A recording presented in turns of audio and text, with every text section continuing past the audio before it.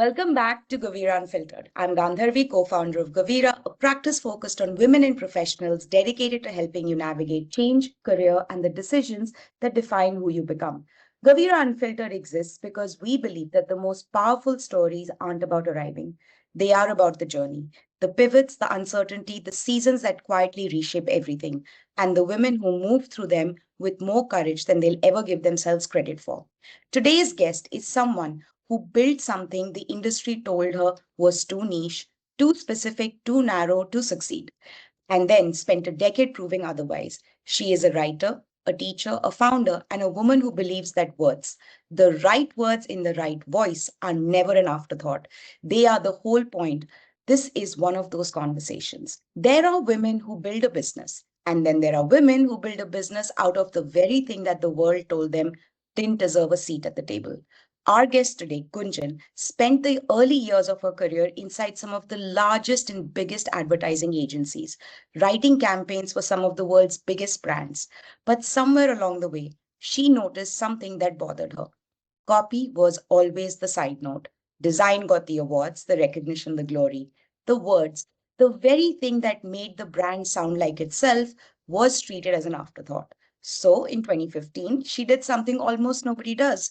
She built a company around copy and copy alone. She called it Copylove, fools for copy, as she likes to say, and turned what the industry dismissed into a craft worth building an entire brand strategy studio around. Today, Copylove works with brands across industries, helping founders and enterprises find the words that actually sound like them, not the keyword stuffed copy paste version that everyone else is doing today. But the real story isn't just the business, it's everything Gunjan had to become, and to build and to keep building it. A creative, restless soul since childhood, the kind who turned a month of chickenpox into a month of nonstop art, a natural born teacher who was tutoring children before she even was a teenager, a woman who walked into Mumbai with next to nothing and figured it out as she went, a founder who built her business and had to find herself almost overnight, having to learn an entirely new side of business she had never needed to touch before. A woman who watched AI dismantle 3 years of consistent work in a matter of weeks, and who, instead of shutting everything down, chose to sit in a room full of people who knew more than she did and still learn and continue to learn. At a stage in life when most people stop wanting to learn anything new at all. Today, alongside running Copylove, she mentors founders, teachers at institutions like IIM and Miami Ad School, and has made it her personal mission to help MSMEs like myself, the ones with powerful stories and no idea how to tell them, find their voice in a world that is changing faster than any of us expected to. She's a writer, a teacher, a founder, and a woman who has rebuilt more than once, entirely on her own terms. So, welcome to Gavira Unfiltered, Gunjan. We are so excited to have you here. It is an absolute pleasure, Gandharvi. Thank you so much for such a generous, such a wholesome introduction. I could literally see my entire life play out and pan out like a movie. Just when you take that step back and you see somebody else, telling your story, it really sounds almost surreal and unreal. And thank you for giving it that beautiful dimension. I couldn't be happier and more in gratitude.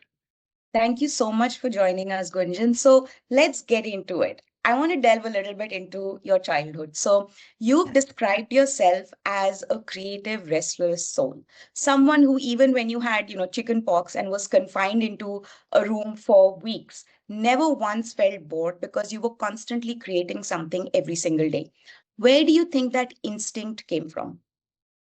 Yes, absolutely, Gandharvi. So I recollect it so, so distinctly. I was down, I had fever, and I had all those, I was in some pain and all of that, and all my friends were out there in school, and I could have been sad as well. But I remember asking my parents for just a few drawing sheets, a pencil and an eraser, like not even the entire range of all those fancy pencils, just some simple stuff, and a drawing board, and that was enough. And all I told myself is I'll just draw one thing every day. It could be a cartoon, it could be a painting that I wanted or something, but something that would really make me happy every day. I was very young. I think I was about 9 or 10 years old.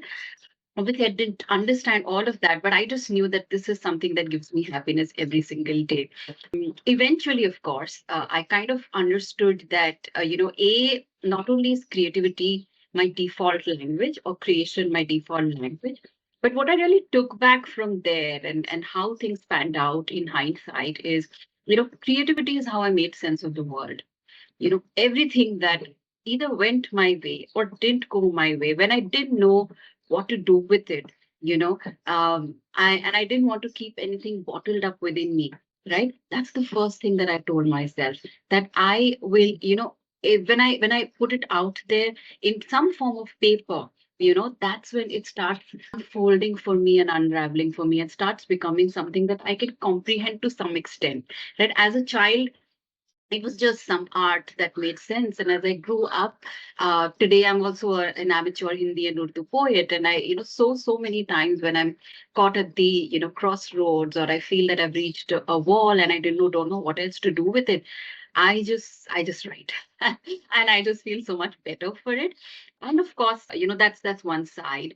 And the other side also, which again in hindsight I realized, is that I was a natural at turning adversity into opportunity. I don't know. It sounds funny, but I was like that, right? I call myself a never give up.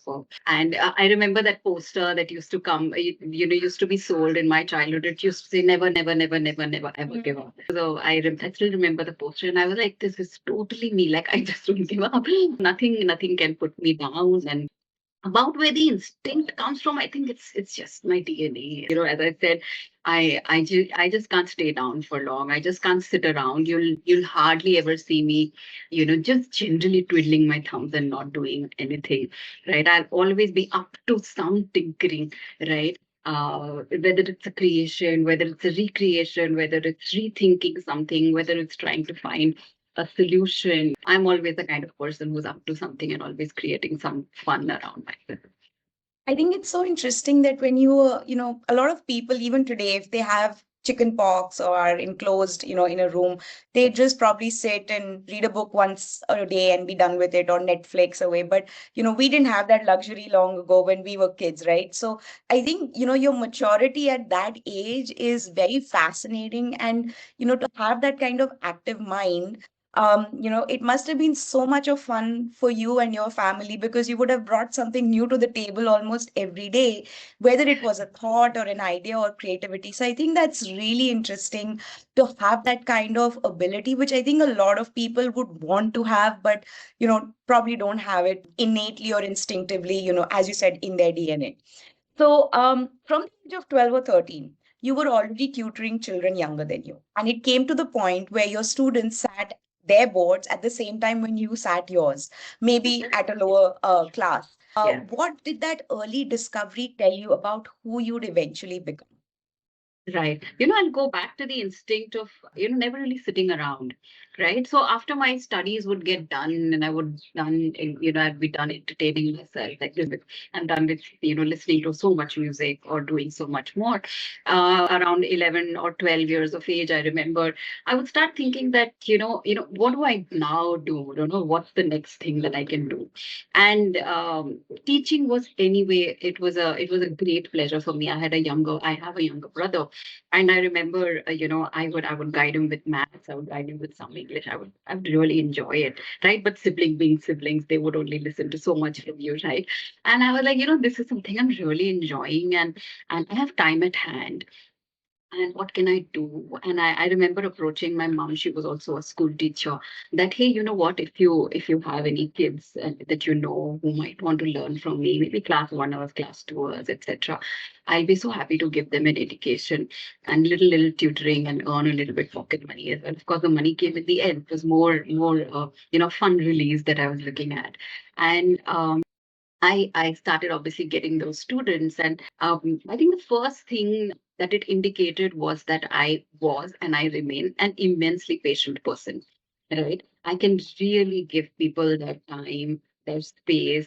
or give life its time and space to pan out, right? So that the Kabir Doha, which says, I don't have the English word, the Hindi words verbatim, but it's about ritu aaye phal hoye, right? So I've learned that, of course, over a period of time, but it was also very instinctive in me. So all these little kids, right, they require a ton of patience, and you have to really take it slow.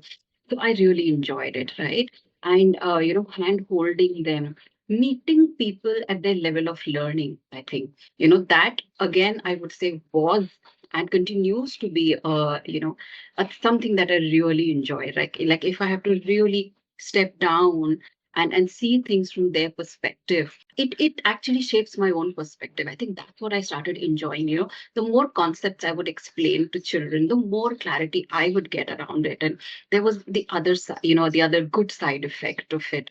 I would love simplifying ideas that would seem complex to them. I would see that, acha, one plus one is not always equal to two for the other. If I may see it that way, but I could appreciate another's perspective, even at the level of, childhood or growing. And this is not the only way that the world can be seen. There is also this perspective and that perspective, and all perspectives are fair. And of course, I would then shape the perspectives, but it built that inclusion, the feeling of tolerance, that so many perspectives can coexist. And of course, the thrill of somebody learning, somebody getting better marks, somebody could succeed, and I could play a role in it. That was definitely a very, very thrilling experience as well. So every time, so I remember having students who were like totally math geared. So I'm now talking of little higher level students. When I was in 11th and 12th, and my students were in 9th and 10th, and they would be like, what is even English was my favorite subject, and I would teach that Shakespeare and all of that, right? So, and they were like totally math oriented and when physics oriented. They're like, what the hell is this, English and thy and thou and all of that? And all, like, no, no, no, hold on, I will make it fun for you, right? And I remember, teaching them Shakespeare as it was and all of that, and teaching it to them through math analogies and physics analogies, and it was so much fun, right? Because you yourself and my own grasp of the subject improved and increased. And another student I remember was a particularly weak student, right? And all her parents wanted was to just ye pass ho jaye, iski hum shaadi kara de types, right? But I ensured that she did so much more than that, because they're like, don't do that, wo to main karai dungi. You will surely pass and you will surely go ahead and get married, but let me see if I can bring more value to your life than that, right? So that I remember was another, I would give myself a star mark for that, making that difference in the life of that particular student also, apart from, the physics drawing that I had, right? And years later, as you said, when I came back to mentoring, it all felt like all of that memory coming back, right? It really felt like homecoming. And of course, we will talk about that in some more detail in a bit. But yeah, those are some amazing memories of my childhood. The fact that I could earn my own pocket money and I could purchase my very own music system at, I think I was in some class 10 or class 11. That was a big deal, right? And because obviously I didn't have to spend money elsewhere, so I could collect it and make a meaningful purchase out of it. So I think that's so, it's so unique to have an entrepreneurial mindset of sorts at that age. When you look back, it doesn't sound like entrepreneurial, but the fact that you made pocket money out of it, the fact that you were able to buy your own music system, and the fact that you got happiness by giving and also learned from it.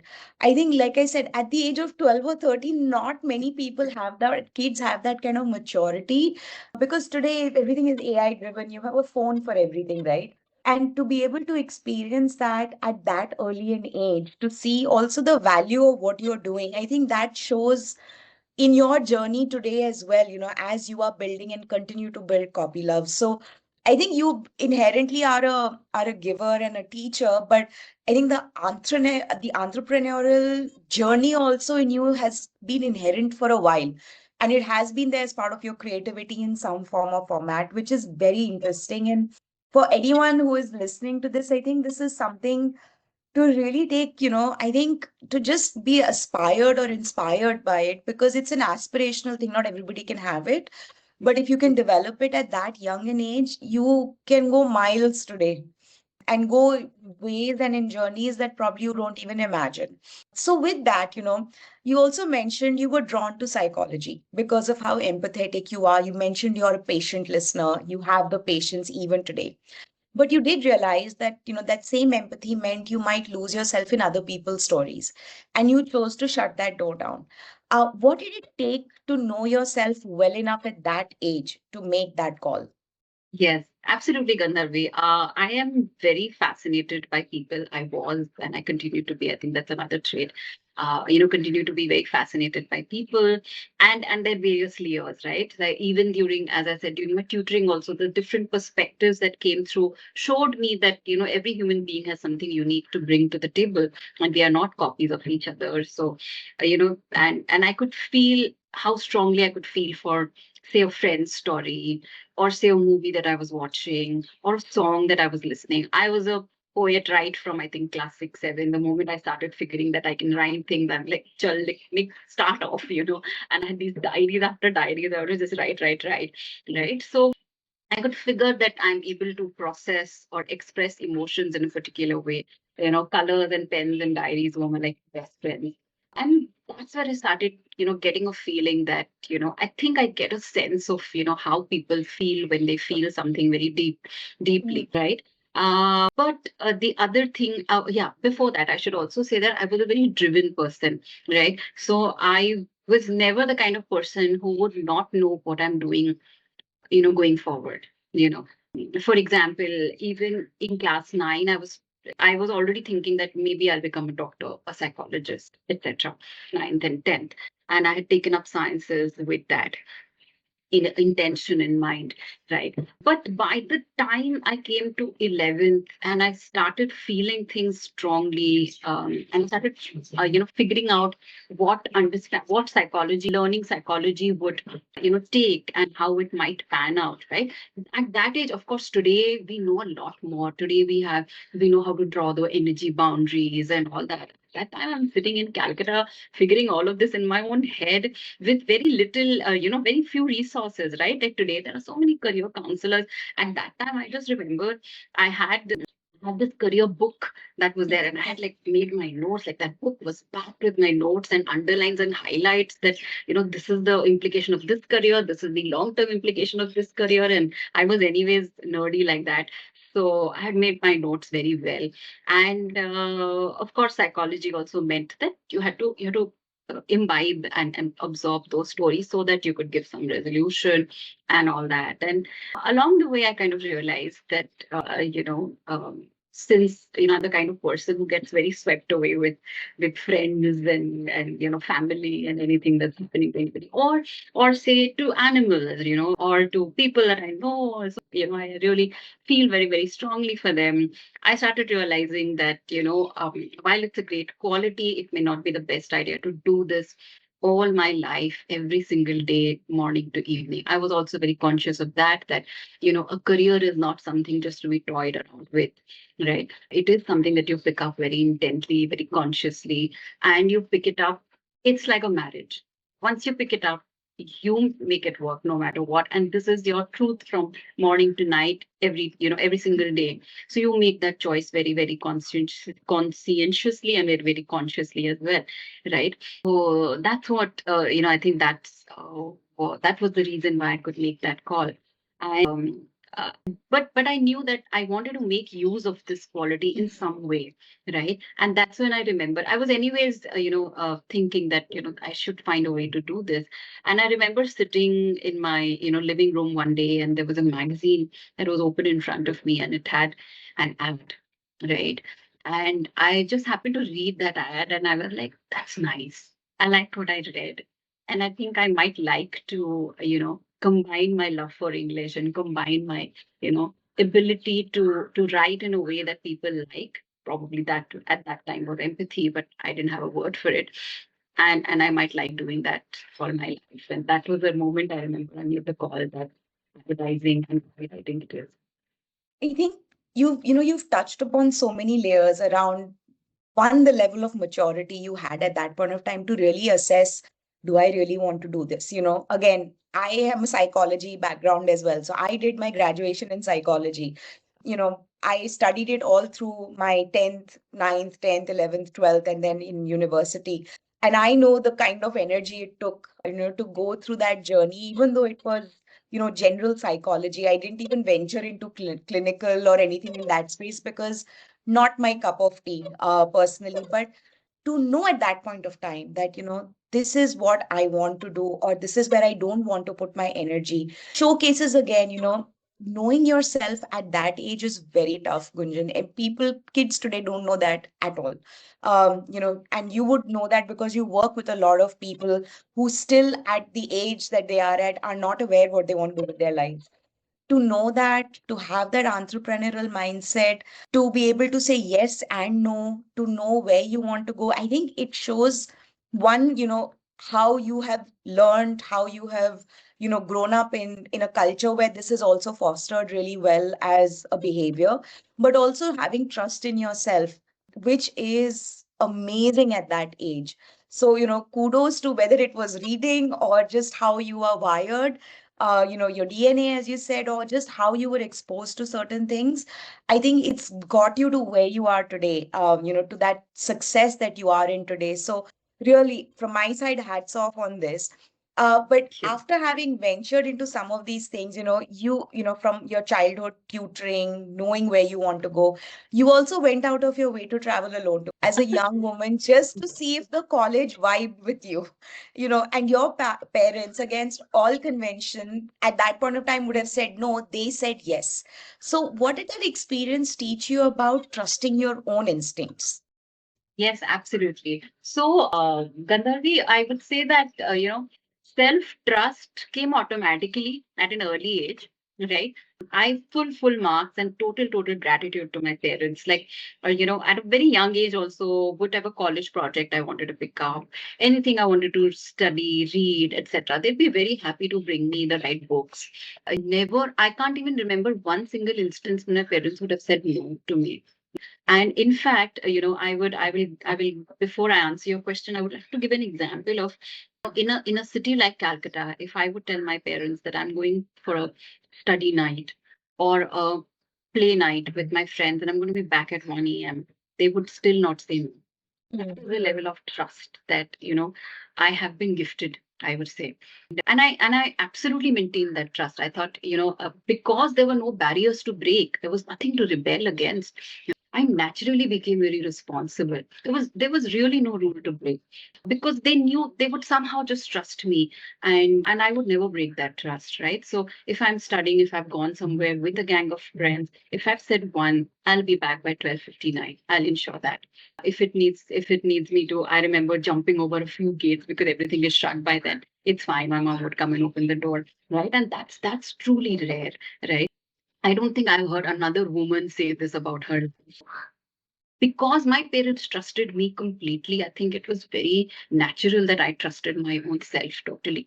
To not only follow my decision and see where it takes me, but also to not think that hey, I might get waylaid here or there, right?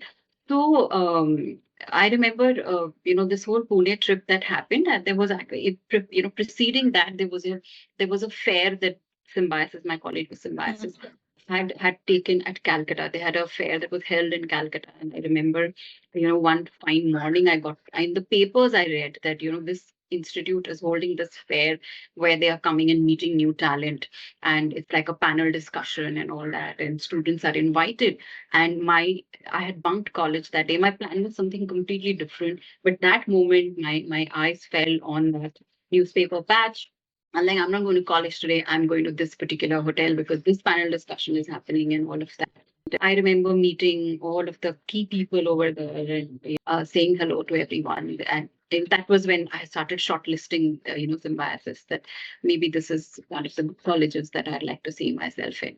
And hence later when I got to know so the whole fair, which I said was happening in Calcutta, was being concluded in Pune at a larger scale. And I just said, I'm going to Pune. I had never gone. Western India, we had never touched. So we are always in Northeast and, Mhm. Eastern India due to my father's transferable job. And that was the area that we knew, right? And Calcutta is where I was spending the rest. Yeah, I had spent the last few years of my life. For the first time, I was stepping into West India, and I like, I'll take care of myself. I'll be back in 2 days. I just want to go and check this fair out, and I want to check the college out, etc. And I just carried myself there. A friend accompanied me. She was also an aspirant of the same college, and she also accompanied me.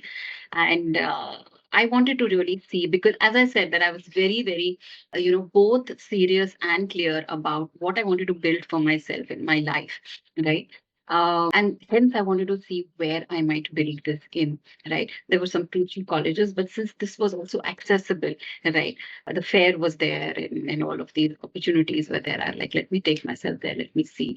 It was a whole different adventure, and it taught me a lot. But yeah, it was that's how it really had panned out. Sounds very fascinating, but as an adventure, I remember my own solo trips where even my family never really said no. There was always like, "Are you sure you're okay?" and stuff like that, check-ins. But that time cell phones weren't a luxury. So I remember my own trip like that. You made me remember that, when I used to go out and do my own solo trips, and the trust and conviction, because you had nothing to rebel against. And I think that is kudos to your parents. Because like you said, not many women can say that they had that kind of, not, I won't say luxury of freedom, or I would say trust, where the family fully trusted them, and they trusted that they'll be fine, but Yeah. also vice versa. So I think, hats off to parents like that who existed and who exist today, who allow this kind of, I think, experience building, but also enablement. I don't call it empowerment, I call it enablement, that allows you to be able to take chances, like go to Pune, even though with a friend, for two Yeah. days, enjoy yourself, and you're not going to do anything wrong. So it's trusting yourself and letting them trust you as well. So Yeah. while Pune was one of your adventures, you also arrived in Mumbai with, barely anything in your pocket, and you told your parents not to worry, and you figured it out as you went. What did that version of you, which is, running on conviction alone, and that trust feel like to look back on now? So when you look back, what did that version of you feel like? So, I think youth and young blood is definitely a factor, because you are just, chasing this dream. Fortunately, that young blood even flows in my veins today as well, right? But the whole idea is, I was just chasing that dream, and I was very fascinated by Mumbai. Mumbai. So this, not many Mumbaikas realized. I have seen this, especially for those of us who geographically stay away. All your movies are from Mumbai, all your actors are from Mumbai, all your stories come from Mumbai, all commercial stories come from Mumbai, right? I remember I used to read my books, and when I would close the book, the back cover had printed in so and so Worli, Mumbai. I said, what is this thing called Mumbai? I have to go and check this out. Right. So I, from an age that I started realizing and had gained some consciousness, I had this attraction towards Mumbai. Probably it was my Karma Bhumi calling me, but I was like, you know what, I'm going to go and I'm going to figure it out. Fortunately, Symbiosis was in Pune, so it was not so far, right? And that's when I remember exploring Mumbai. Initially, I was part of my placement, the placement cell of my college, and I had to go and give presentations to various companies. For placements and stuff like that. So that was my first tryst with Pune. But when the time finally came to move, to figure out a job, right? I was very sure that it's going to be Mumbai for sure. While while Symbiosis was responsible for my placement, and they were trying to work it out, at that point there was no surety of what's going to happen. So I'm like, nevertheless, I'm going to Mumbai. Something I'll figure out. And I had the proverbial 2000 in my pocket. I told my parents, kuch na kuch main kar lungi, don't worry about me. And, they, as you said, they ate, not only trusted me, I think they had this crazy trust in the universe, ki kuch to she'll figure out, it's all right. Right. And that's how I landed in Mumbai. I didn't think in hindsight I was doing anything brave or anything out of the box, really. Right. I was just trying to make my dream work. And I was doing everything that it took to make my dream work, right? In hindsight, people give labels like bravery and all of that, and conviction even, right? I was just following one step. If the next step needed me to do this, I was just doing that, right? And fortunately, as I said, because you are not so experienced, the fear of failures and all, and you don't overthink at that time. At least I was not, and fortunately those times were also simpler, right? With all those possibilities didn't exist, and you just knew that A for apple and next step is B and B for bad, and that's how you move on, right? So there were not so many possibilities, right? So I would just go with the next best thing that I could do.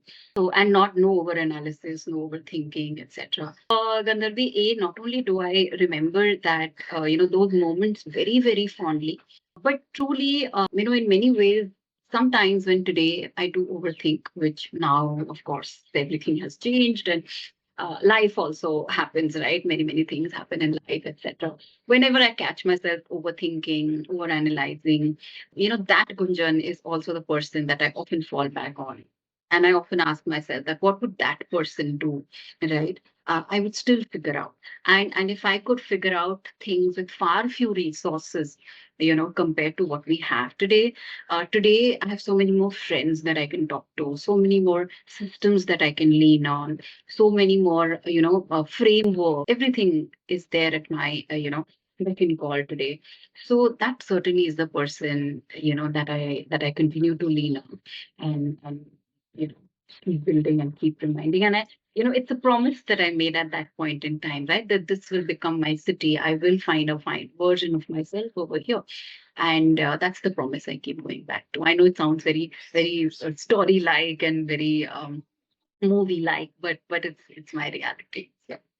I think it's a beautiful reality to have. I mean, that time, those days moving to Mumbai, a lot of people wanted to, city of dreams, go find your dream. And I think you could be that example of someone who didn't go with the concept of this is my dream and I want to do it here all the time. But the fact that I think I'm not going to call it manifestation or anything. I think these are all nice words for now.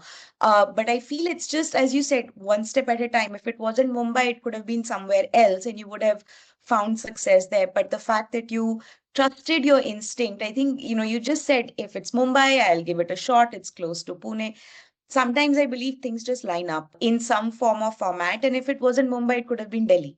It could have been Chennai. It could have been Bangalore. But, that is where we don't know. But I think the fact that you always still look back to go back to that version of yourself who was the risk taker in some way or the other and also learn from that. I think that is the part that makes a lot of sense because today we may not be as risk averse as we were maybe 15, 20 years ago, but at least there is a reminder that, hey, you did this, you can do it again. And as you said, times have changed, information is more easily available, frameworks are there, you have a bigger circle of friends and more people to lean on, in some way or the other. All right, so let's talk a little bit about your journey in Copylove. So you started a copy-only studio in 2015 because you felt at that point of time, as we had talked, that copywriters never got the recognitions that designers actually did. What did it take to bet on something that specific when the easier path could have actually been just offer the whole package like everyone else? Yes, absolutely. So, first of all, I was building very strongly on my, experience with Ogilvy and Lintas, which were my early training grounds. And post that, I was also, an independent consultant for a bunch of years as well. And that was the time I started observing that, I was working a lot with of course, whole package studios, 360-degree studios. That was a trending term at that time. 360 degrees studios, and design studios was another hot trend. And I remember working with them and freelancing and all of that. And I remember going to visiting clients and all of that. Many, many times I would helm the presentations because, the idea is mine, right? And the concept is mine and the words are mine, etc. But when I would come back, I would realize that, hey, the laurels were won by the design agency. The entire idea, took birth at my end. I gave it the shape. And while of course they had their role to play, they were the ones who went back with all the money, all the appreciation, all the recognition from the client. I also started tracking or realizing that there were many design awards, and it was all, very glorious for the design folks, but nobody was really talking of copy awards, whereas both of us are supposed to be equal partners, right, in the deal. I started looking around. I remember for, are there any copywriting agencies? Content was not even a word at that time. And I remember there was this one, it was not even an agency, it was a platform for all copywriters. Where they would, enable them to find, projects with clients, right? So it was more like a, not a job platform, but more like a project platform. But there was no agency per se, right? And that was the time, I decided that, hey, you know what, I want to, hold up the flag for a craft that I truly love and I truly enjoy, right? And as I said, as you also introduced Copylove, that we are fools for copy. It really takes a fool to do all of these interesting, funny things which the rest of the world is not doing. And initially, I remember, I was a bit apprehensive around whether people will take a concept like that, because everybody was obviously used to 360-degree agencies, and so many times I would, also get the question that, hey, do you guys offer design as well, etc. But as you might have realized by now, that I'm so particular about only giving my time to the things that really nurture me, really nourish me, and something that I really enjoy doing, right? Today also, when I meet entrepreneurs, the one thing that I always tell them, that only take up, I know it sounds again very bookish, idealistic, but it has worked for me, that only do something, pick up something when you love every bit of it, right? So, and writing definitely was one of that, right? So, and that's how I picked it up. I won't say that I didn't get tempted to get design. In fact, I remember for a month or two, I had a design person in house as well. Thinking that, okay, maybe that's the way to go. But uh, it was such a drainer for me, and that I realized that, hey, you know what? I'm building this business to energize myself, to make myself, a better and a happier person, and not somebody who gets sucked out at the idea of, yay, design, ऐसे करो." Not my direction. Let me keep that as a partnership, and let me and my tribe excel at what we do, what really gives us the joy, really gives us the happiness, right? So yeah, that's how, Copylove was born in the January of 2015. It's, you said it, like the last part that you said, doing what you love. There were movies like this, Three Idiots, that said, do what you love. And there was a time where everyone decided to, quit their corporate jobs and get into what they love. But there is reality in it. Yes. To take a chance in 2015 when things were still changing and evolving, saying that I don't need to only do design or give design, I want to do just copy work. And I think that takes a lot of courage and credit to you, because you truly have followed the path of do what you love. You could have done design, which would have been, like everyone else, but this is what makes you stand out, I feel, from the rest, because one, you put everything into it. You're doing things that not everybody wants to do. And you're giving a space to a niche and a craft that, in today's day and age, AI is doing it faster. But the fact is that it's still not being written by a person. And what you're doing is transferring someone's words or thoughts into a way that is actually then representing them. And to be able to do that since 2015 and not losing your way on it, again, it's kudos to you, because a lot of people halfway have, they try to go with what's the new trend, where I can make the most amount of money, and you've taken it step by step, but you've stuck to what makes more sense for you and to your team. So I think, that is, again, like I said, it's something as a feather in your cap, because not everyone does it. Everyone takes the easier path out or the faster way out. So let's talk a little bit about your business. So obviously, you ran your business for years, in a true partnership format. And at some point of time, you had to suddenly learn an entire side of the business you had never touched. What did those first few months look like for you when you were doing this, figuring out and learning and relearning and unlearning? Yes, absolutely. So I would start the answer by saying that life just happened, right?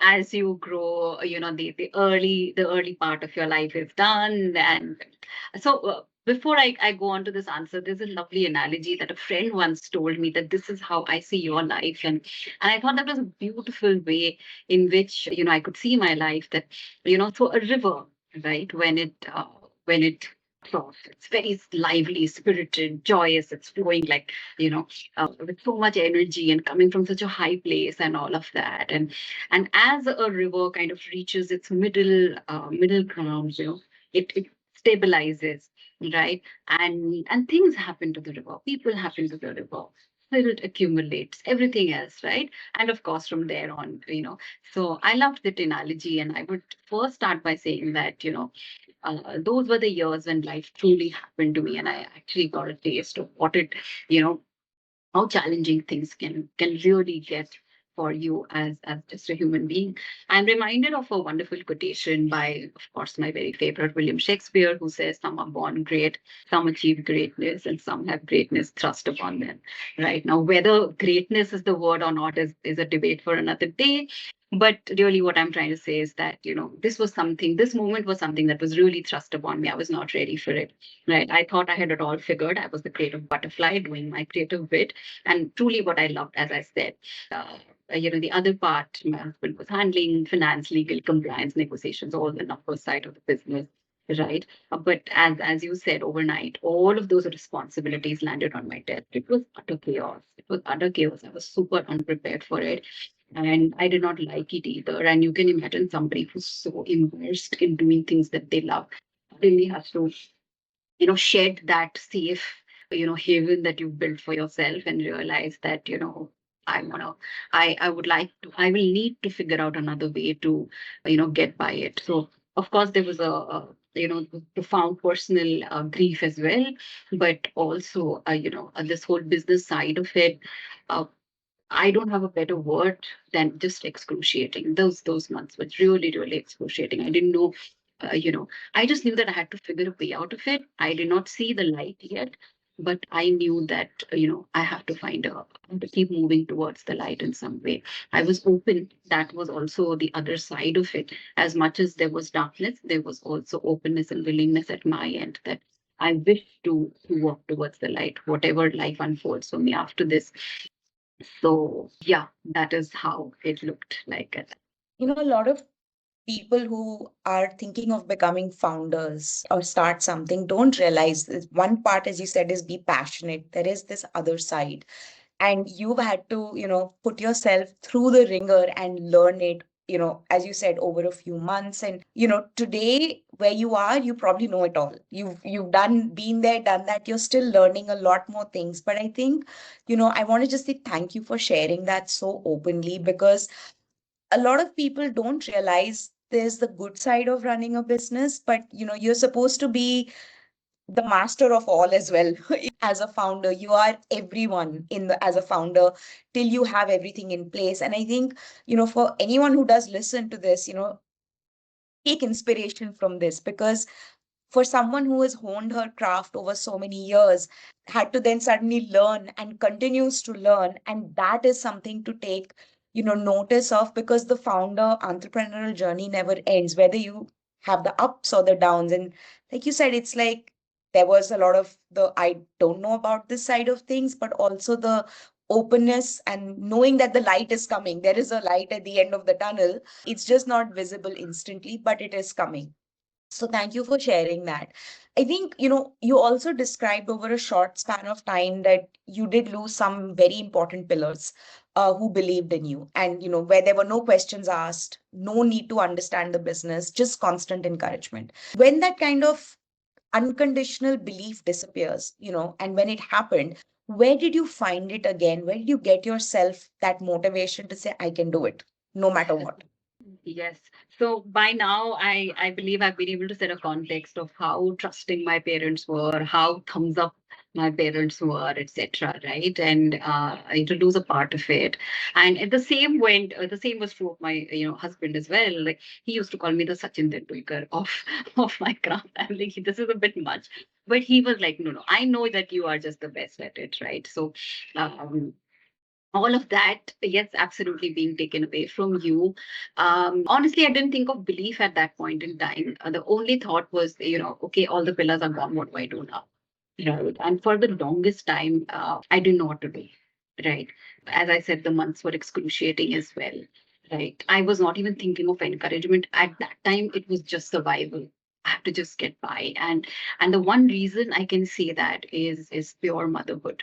Right. Fortunately, I think, or rather, if God did take so much away from me, I think He left my son behind. Right. He was a very young a child at that time, and so many times. Another aspect is that I love seeing these wildlife docus and stuff, right? So I love seeing these mother lions, these lionesses, these tigresses, female bears, really fight out for their children, right? And I can totally feel it because I can feel that in me, right? And I think that was the only instinct that kept me going, saying that, I can't give up. I will have to find it back because my child is dependent on me. His entire life right now is dependent on me. He's just 7, right? And for that time, I can just say, as I said, that in the darkness, I just knew one thing, that I have to just keep moving. Just I have to just keep my next foot after the other. I did not know the direction. I did not know the intention, purpose. All of that can stay. We can talk about that later. Right now, I just have to put one foot above the other. Just find the energy to do that, just one step at a time, right? Slowly, though, of course, as I said, that I knew the light was there somewhere, right? Slowly the belief started appearing because I was able to keep moving. I was not static in one place. I was moving. Something was moving in me. That belief started appearing slowly. Of course, the good part was that my father. So how it happens with moms and daughters, once when you are well bonded, it's just you and you are, that's the universe, right? And you're like besties and just chatting about everything. So when that got lost, I think my relationship with my father deepened, right? So initially fathers, so the or moms are always between us, right? Between us and our fathers, moms exist. Of course, dads, dads always rally for us, but you don't have that emotional connection with your dad because the mom's there, right? And now with the mom not being there, I started calling, my dad and me started speaking daily, which never used to happen before because all the calls mom would take. But due to that, I started rediscovering my father. And I started rediscovering the faith that he always had in me, right? The relationship with him deepened. That is another source of belief that I found again. My friends, they supported me so much. They really said that, if you're going for it, you have our full support and full whatever you need, we are here for you. And the other good thing that happened is that over a period of time, my little 7-year-old, he started growing into a little wiser teenager, and who also at some point in time could give me a shoulder to cry on or give me a thumbs up, say that, what, there's nothing, you can do it. Right. So that's how slowly on I could start finding things back again. I think, again, the courage to share something like this, so thank you for that. And you really talk a lot, in hindsight, when you think about it, there's a lot of resilience because, and these are all fancy words, but I think the never give up attitude. And as you said, you had to take care of your son, and that was your biggest motivation. And I think that he will continue to be your biggest motivation as time goes by. But it takes a lot of courage to one speak about it openly, but also to navigate it and come out successfully. Because a lot of people just say, it's okay, I'll give up, I'll do something, I'll go back to a job, at least it's steady income. But you were able to rebuild those pillars, whether it was through your dad, through your friends. So, I think for you, it's like you are an example that women should learn from, I feel, because a lot of women go through challenges like this, and not everyone has the courage to step out, look at it in a different lens, and then step back in and deal with it. So, moving on from there, everyone who would have told you, I'm sure, bring on another co founder to handle the business side. And that would have been the easier choice. And we know you are not going for easier choices at all. Instead you taught yourself, as you said. You also mentioned when in our conversations that you went through a fully sponsored course and a fellowship and then another fellowship, and that all of that on a shoestring budget. What I want to kind of know is, I think, we know where the resilience and the trust in yourself comes from. If you had to say two things that you learned about yourself during that period, what would those two things be? Right. So, a few things before I answer that. About the belief that you said, the interesting part is that while, the people, the beloved people of my life have departed, they keep coming back in my mind, right? So, as I said, if there is a moment of failure, I can literally hear my husband's voice ring into my head saying, Sachin Tendulkar, we did. So it's all right. You'll be better tomorrow, right? Or if it's an award that I won and I can imagine how my mom would receive it. And those things keep building strength and keep building my belief. And why I said it, repeated it in this context is because, these are also the boosters that helped me choose the roads that I chose, right? Because those voices kept resounding and I could see that, this is where I'm headed, right? About a co-founder, I believe that, because what I do and I love it so much, the honest confession is a little bit that, I'm a bit too possessive of my business. And I can't see somebody else doing it with me, though super, super happy to learn from everyone.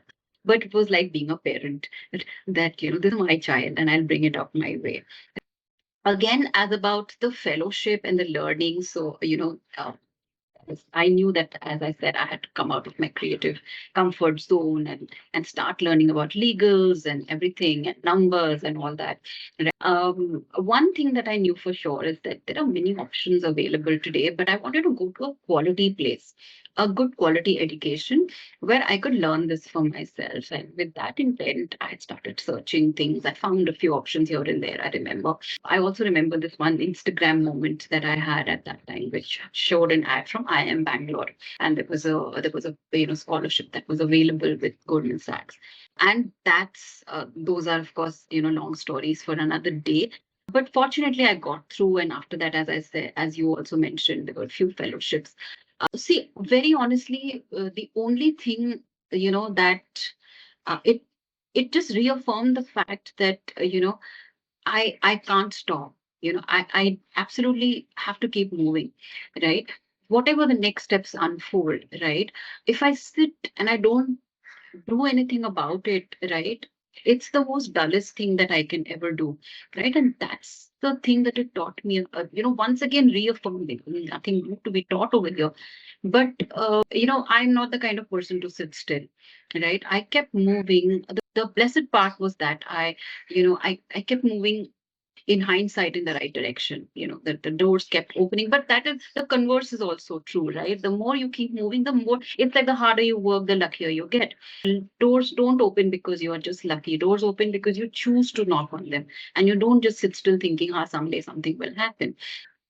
So that is what really it unraveled to me about myself.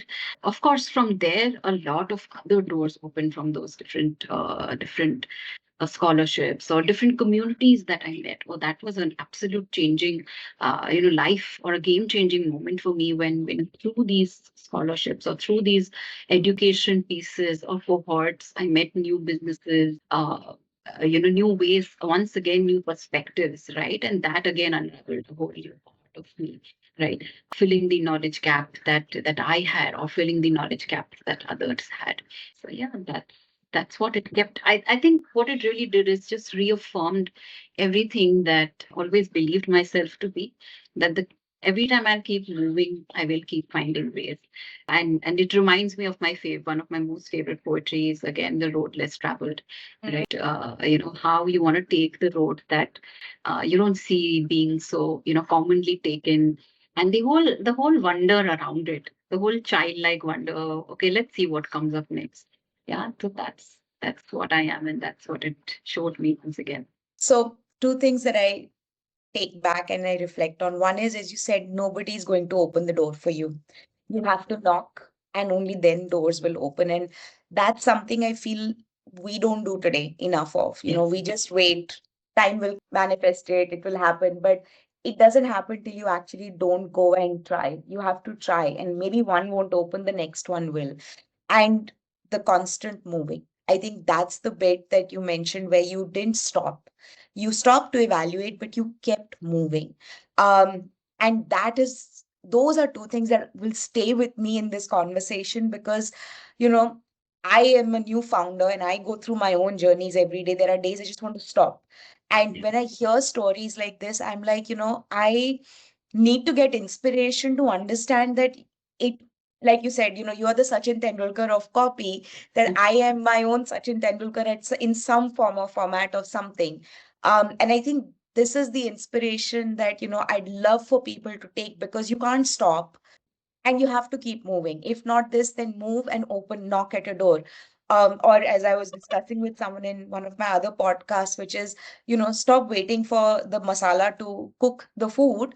You have to put the masala in for it to cook. It won't go on its own, right? And that is where my learning comes from this. So thank you for sharing that and reinforcing, how an opportunity that is the most unexpected, if you take it, also it's a win. And if you don't take it, then don't sit and think you lost an opportunity. Maybe there's something else at the end of it. You did mention communities, Gunjan. So, through one of these communities, you found your way back into mentoring. And you said that it took you back to that exact joy of when you were tutoring in your younger years. What did it feel like to realize teaching had been waiting for you the whole time, even while you were building something completely different?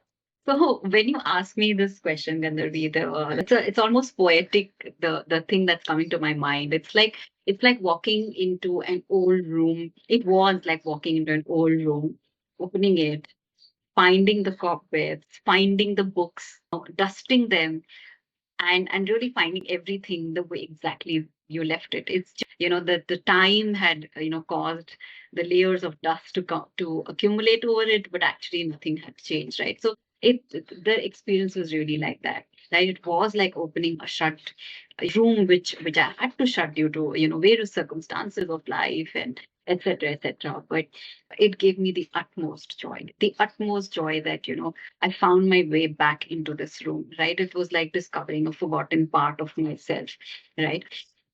It gave me so much relief. The biggest thing, I'll be very honest, running a business, while all of this love talk and all of this is very, very true, it can also be extremely stressful, right? Because there are daily demands, right? There are daily demands, and these demands are not always outward, inward also. You have certain goals and certain places you want to be. And of course, there are clients pulling you on one side, team pulling you on the other side. And it can be exhausting. It can be, I would say it can suck out your energy, right? And I'm a person who thrives with good energies. I need good energies around me. And here was a place, when I rediscovered it, it was like the petrol pump that I needed to fuel myself back. It was so refreshing because it was the absolute contrast, right? It was such a free flowing, such an open space, a very giving space, and a space, the more I gave, the more I received. And that's exactly the kind of person that I am. I love being around nourishing, nurturing things. Of course, another deal, of course, is that I'm building my business the same way. But this was a very open and shut. This was very effortless. It was so happy to see, gave me so much happiness to see, satisfied faces, whether it was my entrepreneurial students or my otherwise students, academic students, etc. Every time an entrepreneur said that you've helped me see something I couldn't see before, right? It was the same satisfaction that I remembered I would feel when my students understood Shakespeare better and all that. That was the satisfaction that it really gave me, and which is why I keep returning to it. It's a very soul fulfilling and a very soul nourishing thing that I do, not to do my business, not to say that my business is not, but as I said, business comes with its own layers, it has its own challenges. This is a very unconditional space, right? There are no expectations, and hence it leads to, and hence it's such a rich space. So of course it took all of those decades for those two identities to meet again, but they feed each other so beautifully. I would say that my business then sees the good repercussions of it. When I come back nourished, when I come back refreshed, of course, I'm able to give a better version of myself to my clients and my team and to myself. But I'm also able to, here's what happens now. Every time I'm mentoring, say, an entrepreneurial community, I'm seeing new challenges of their business from their end, which helps me identify and empathize better with my clients and tell them that, hey, isn't this what you're feeling? And they're like, oh, wow, even we didn't know that we were feeling this, right? And so it helps me give better business, better value in my business. and of course give the practical sides to my students, whether businesses or academics. I think, you, as I mentioned earlier, I feel like you're a giver and, a learner at heart. And I think this is your, like the common point or the culmination of all of that, where, as you said, you learn from your students, you give back to your students, and then you take that to your clients as well and let them have some realizations that you probably picked up along the way.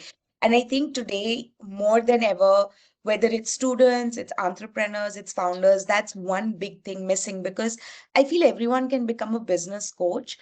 Not everyone can become a mentor, because everyone is so busy in running their business, taking out time to do this, whether it's for money or not. It's doing it unconditionally. And I think that again is inherent in you, as I see, as someone who's like unconditionally take what I can give, and you take that energy back. And I think as founders, as entrepreneurs and founders, we get so sucked into work every day. This little break away from it all gives you that perspective, which I think is really beautiful and much needed in today's current way of working.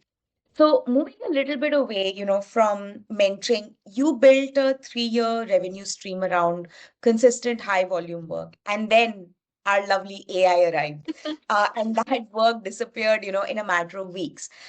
You had to let go of people who had worked with you, been with you through all of it. What was that period like for you, understanding the practical decisions you had to make, and how you felt? So the true entrepreneurial version of it. Yes, yes. I just spoke to you about on the challenges of entrepreneurship, and this was one chapter I wish I never had to, have in my life.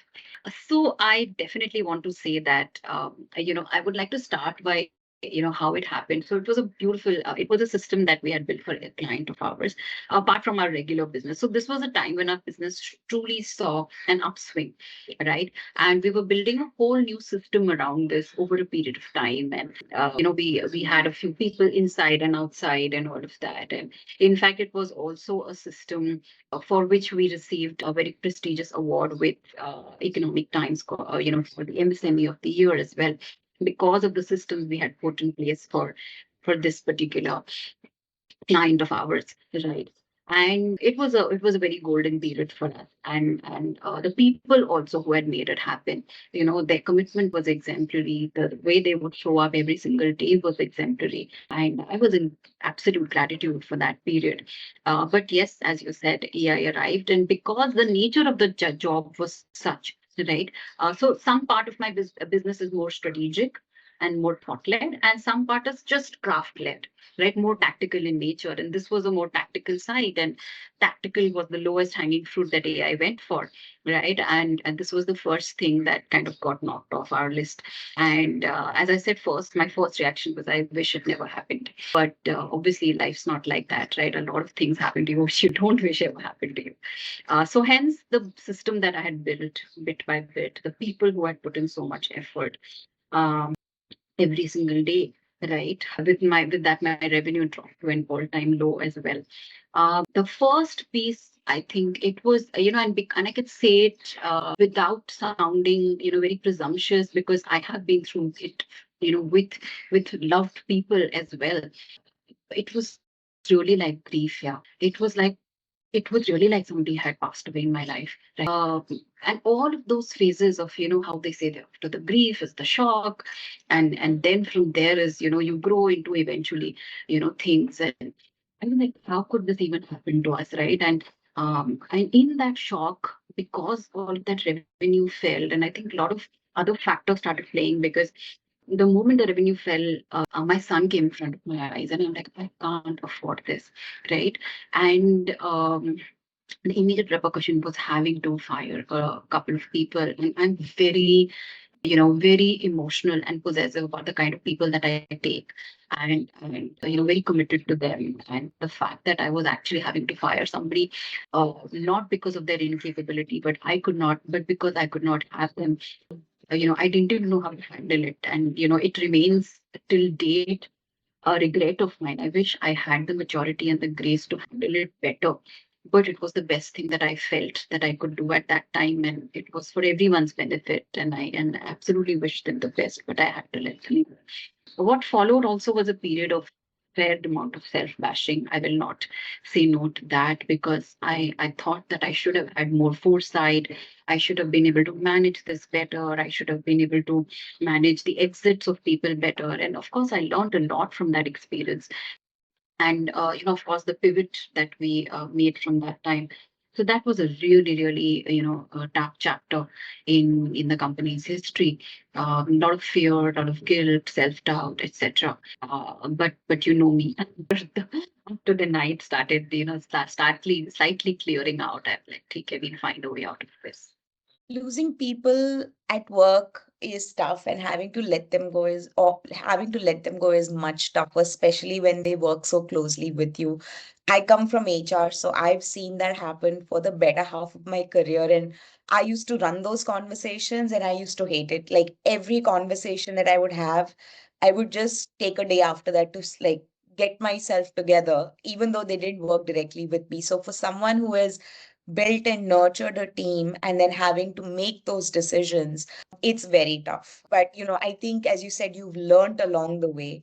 You've adapted, the business has adapted to how AI is operating. And so I think, as you said, you wish them well, and maybe they will come full circle back to you at some point of time when things are in a different space. But I think that learning continues today for anyone with AI. I mean, the biggest names in the industries and in the world today are laying people off, right?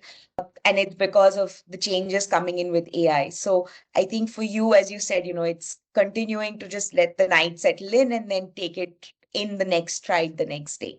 So you did mention that you joined two business communities, especially to learn from people who knew more than you, not from a networking lens, but to really learn how they thought as you were scaling up your organization Yes. and how you were scaling Copylove. So, what did it take, whether it's from a perspective of your experience or ego or whatever it is, but what did it take to walk into rooms like that and admit that you still had so much to learn?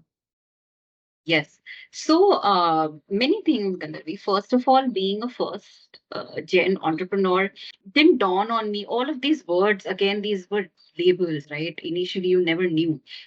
10 years back, these words were not even in our vocabulary, right? And I had just started something because I loved it and I enjoyed it. Eventually, when things shifted in my life and, of course, around us also, and the whole culture changed, is when I, realized that there is a lot that I wish to learn. It's not like I do not know. Of course, I do not know, which is why I wish to learn. But I call myself an obsessive learner. Every moment I'm learning something. Even if I'm walking down the road, I see someone doing something, I'll learn from them. Or at least I'll observe it and I'll keep it in myself and see if I can learn from that at some point in time. Right. I've never had ego about learning at all. Like I am on the other extreme. Like I am a nerd. I would love to learn at every given point in time. I think the last moment of my life also I learn something nice about it and go. So that was never a barrier for me. I call myself a student often for life. But the whole point about joining these communities was, and the analogy I love to give is that once again I found myself in a dark night, right? And I didn't know which way to go. I was going, as you know by now, but I wanted to see the light. Where can I see this light from, right? And that's when an analogy came to me. In Mumbai, when you are new to Mumbai and you're down traveling in Mumbai for the first time in trains, right? You don't have to learn it. All you have to do is you just stand in the middle of the crowd and they will move you up and they will move you, right? You don't need, okay, this is how I do it and that is how you learn it eventually. But it's the group that pushes you up and gets you down. And that's when I felt that I have to just be with the right people. And that will open doors of learning for me. Right. And hence, while of course there were communities where I was the mentor and I was the one sharing the knowledge, I realized that I have to be in communities where people know more than me, who have been in business long, not more, right? And who are also possibly second generation, third generation, because they grow up in that environment. I have never seen that, right? My father has been committed government servant, and my mom was a teacher, so that whole atmosphere was different. Today, I can see that because these people speak about how their dinner table conversations were about business, and that's how they learned so many business tactics from their uncles, from their fathers and mothers, and so on and so forth, right? And that's when I realized that, I have to be a part of these communities and see how they function, right? See how their mindset is, right? And that is why I joined these specific business communities where there is a very strong learning culture. I didn't care about networking. I know I will get my business. And the fact that I'm well networked is a consequence of being a part of those communities and adding value to those communities, right? But that was never the aim that, hey, you know what, I'm here to get business. No, I'm here only to learn because I know that I don't know. And I know that others know what I don't know. So I can expand and myself and become a better version of myself, right? That's how, every fellowship, every business community, every mentor, as I said, I'm an obsessive learner. You will always see me picking up something from everyone and everything. I've realized as we've been talking, you have an innate ability to help people visualize. So when you said you're in the train and you are just going in the middle, standing in the middle, and you go with the crowd and you come with the crowd, it's such a simple way to explain how communities work in the simplest way. Like you don't have to put in so much of effort. If you go with the crowd, they will take you along. And I think, as you said, you're an avid learner. You love to learn and you will learn till the end of time. But one, to be able to accept that is huge. And secondly, to be able to help anyone understand how a community actually works and how that community is taking you forward and what you're learning is it's amazing the way you've explained it, but also for someone like me who feels very uncomfortable in communities. Now I have a visual image in my head. Okay, I'm in a train, it's taking me along, and then I'm getting off with the group, I'm getting on with the group. So I think, you have this amazing ability, Gunjan, to be able to, with words, and I think this is why it's the right space for you. Copylove exists because of this. So I have two more questions. And my question before we close is, if I were to ask you how you have changed over the last, let's say, 7 odd years, what are the two things or three things that you would say you have changed that have made you better today than you were 7 years ago? Okay. Before I even say that, it's a total transformation. I have to tell you that, right? How I was 7 years ago and how I'm today, the two people would not even have recognized each other, right? It's that different, right? And I don't just say it from my lens, I say it from all the friends who are the keepers of my progress, right? And who continuously acknowledge and say that, it's just something to see how far you've come. The two things I would say is a lot more disciplined, right? So while our conversation is about the larger picture, I really want to talk about how the larger picture comes together when you're putting in jigsaw puzzles of the smaller picture. So to be able to be disciplined about the smaller things, whether it's a daily workout, whether it's a daily gratitude practice, or daily, some whatever practices we feel belong to us and make us, better people, and discipline, the knowledge of that discipline didn't exist. Forget about following that discipline, right? I'm so grateful to have met such people who made me realize that doing small things right is going to fix the big picture. Big pictures are not going to just get fixed because you're going to do big things, right? So that discipline, I'm a lot more disciplined, right, than before. That's the first thing I would say. And second, I would say trust the process has become a life mantra for me today because I'm, able to look back at 4.5 decades and see, since we've been speaking about this for so long now, to see how the big dots got connected. You don't see it earlier, right? But it's when you sit back and you see that everything had a reason, everything had a purpose, and everything made you who you are, you trust the process a lot more, and you stop worrying about the smaller things. Worry is normal, worry is human, we will obviously worry about things, We don't make it a habit, right? At the end of the day, I sleep better knowing I may worry through the day, but the moment my night comes, I can keep my worry aside and I can trust the process, and I say, I know something will come out of it. These are the two strongest things that I can tell.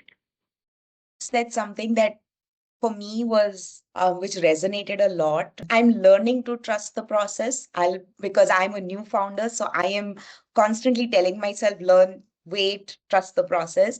But the one thing when I left my entire corporate journey to start entrepreneurship and become a founder was discipline. Yeah. So a lot of people said, take a break, calm down, do something, have fun. And I said, no, I don't want to break my discipline because if I break it, I know what will come back, which is nothing. I won't do anything with it. So Yeah. that stayed with me till date. And I'm so glad you mentioned it because trusting the process is something that takes a lot of time for people. As you said, connecting the dots, hindsight, looking at things. Even the smallest thing that you used to do, if you continue to do it, whether it's gratitude, whether it's a workout, whether it's making your tea first thing when you wake up in the morning or coffee, do it. That discipline takes you further to build more things. So thank you for sharing that. So my last question, Gunjan, to you is, you've said you believe that what matters is what someone does after a cycle of certain hard or general experiences. So if a woman listening to this is standing at a point where everything she once relied on has now shifted, and she's wondering if she still has it in her to learn something entirely new, what would you want her to know? Sure. Um, Before that, I would like to say one thing, going back to the smaller discipline, smaller picture that helps, fix the big picture eventually. Once we are going through a hard time, it is a massive compounding benefit when we keep doing the small things. So I remember through all my tough times, for example, I picked up gardening, or I picked up my little poetry writing, or I continued with my poetry writing or something. Doing those small things, first of all, you know is super super important. uh as about learning something entirely new, I would say that it's very important to know that no matter what, no matter how down in the gutter you feel at this point in time, you are still better today than you were yesterday. You are one experience richer, you are one experience stronger, and you will be able to embrace what comes next more strongly than you think you can. Right? We feel कि ये मुझसे नहीं और हो पाएगा. I think I'm the end of my tether. There's so many times I've told myself that I have reached the end of my tether. I don't think I have it in me anymore. But every time, again in hindsight, I've realized that I started strong, which means I will end up stronger for the next one. That's a very, very strong realization. And that really, builds the courage to keep moving and keep taking that next step, that piece that I've been consistently talking about today. It gives you the strength to take the next step, knowing that the step after that will be a little bit easier. So, having that knowledge, having that faith, that trusting that process is the one strong thing that I would like anyone listening to this. Gunjan, thank you so much, seriously, for sharing your story. And honestly, I think it's like I feel like I've gone through a little bit of mentoring as well in your stories and in the way you've explained things. What you've shared today is the kind of stories that I would love to share and what Gavira Unfiltered was built for. Yours is not a story that asks for sympathy, yours is a story that earns respect, the kind of courage that doesn't announce itself. It just keeps showing up day after day, where you are open to learning and you learn what needs to be learned, you rebuild what needs to be rebuilt, and you never once ask for permission to do it differently. You've never done it the easy way. You've taken the path that made the most sense to you, and you built a niche in an industry which told you that this was not going to work. You gave copy the seat at the table it always deserved, and you taught yourself a side of the business, as you said, instead of outsourcing it to someone else. And you are still building, whether it's for MSMEs, for students, for every founder, who has a powerful story and no idea how to tell it.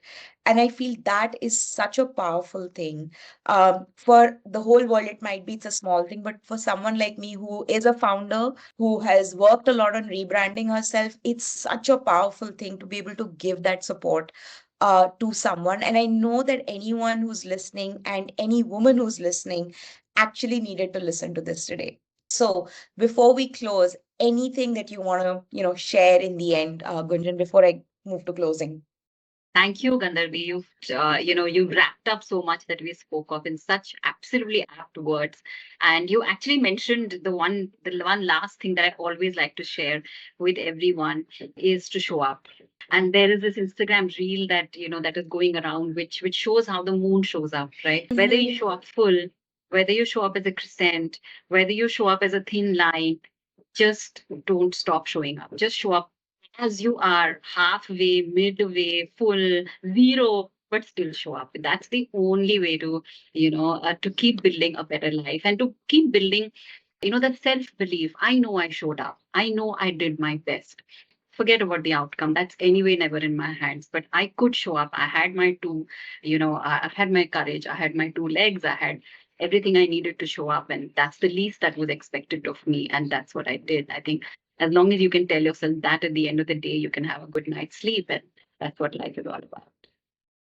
Show up as your true self in whatever form or format. And yet again, another visualization. And I absolutely loved it. Imagining the moon and myself. So I'm sure anyone who listens to this will have the same reaction. As I said, you have an art not many people have, and that is the ability to make someone actually visualize what you're saying. And that is a craft that has not everyone has. I mean, when you could write books, Gunjan, seriously, and people would be able to visualize it. So thank you so much again. And to everyone listening to this episode of Gavira Unfiltered, thank you for being here and for giving this conversation your time.